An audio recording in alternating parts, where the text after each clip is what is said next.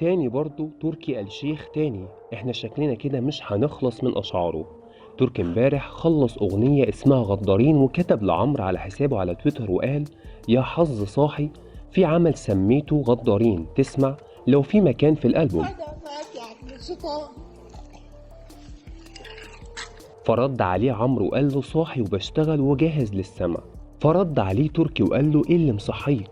همشيها مصروف البيت، بعت ليك اسمع ورأيك يا هضبة. فرد عليه عمرو وقال له: مش قلتلك بتفائل بالأغاني اللي بتيجي على آخر وقت؟ يلا بينا.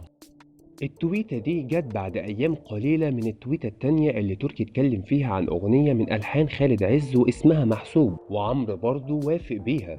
الغريب في الموضوع واللي مضايق قطاع كبير من الجمهور إنه عمرو معروف عنه إنه بيحب يشتغل في هدوء وإنه يكون مقفول على الشغل بتاعه. يعني فيها إيه لما تركي مثلا يبعت لعمرو على الواتس ما بينهم وما بين بعض؟ مش لازم يشارك الجمهور بحاجة زي كده إلا لو كان تركي من النوع الاتنشن هور، راجل بيحب التفاخر وعارف ان عمرو في العلن عمره ما هيقوله لا. الشيء اللي استفز عدد كبير من الجمهور، بس دي الحقيقة المرة للأسف.